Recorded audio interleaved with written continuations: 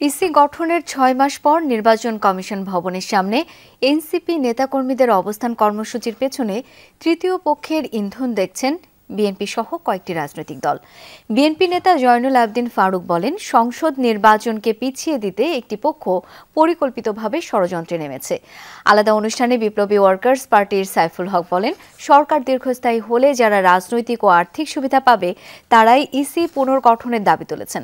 আর মাহমুদুর রহমান মান্না বলেন, এই সরকারকে এখন আর পুরোপুরি সমর্থন করা যাবে না। জাতীয় সংসদ নির্বাচন বানচালের ষড়যন্ত্র শীর্ষক এই আলোচনা সভার আয়োজন করা হয় জাতীয় প্রেস ক্লাবে, যেখানে বক্তারা মানুষের ভোটের অধিকার বাস্তবায়ন নিয়ে সংশয় প্রকাশ করেন। বলেন, নাসিরউদ্দিন কমিশনের অধীনে এখনও কোনো নির্বাচন না হলেও কমিশনের বিরুদ্ধে বিক্ষোভ সংসদ নির্বাচন পিছিয়ে দেওয়ার দীর্ঘমেয়াদী ষড়যন্ত্রের অংশ। যারা ষড়যন্ত্র করেছে তারা পরাজিত হয়েছে।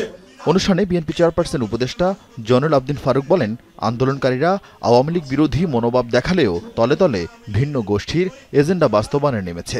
যে নির্বাচন কমিশন ঠিক একটি নির্বাচনের প্রস্তুতি গ্রহণ করছেন, যার কোনো সমালোচনা ইতিমধ্যে হয়নি, তাকে নিয়ে আজকে কার ইঙ্গিতে, কোন প্রেতাত্মার সহযোগিতায় নির্বাচন কমিশনের সামনে বিক্ষোভ করতে যাচ্ছেন? বিভিন্ন নাটক মঞ্চস্থ করে জনগণের প্রতিনিধি নির্বাচিত করব, সেই পথ থেকে বিচ্যুতি হবার একটা পরিকল্পনা বলে আমি মনে করি। এদিকে ফ্যাসিবাদ, বিপ্লব, গণঅভ্যুত্থান ও সংবিধান বিতর্ক শীর্ষক বই লিখেছেন বিপ্লবী ওয়ার্কার্স পার্টির সাধারণ সম্পাদক সাইফুল হক।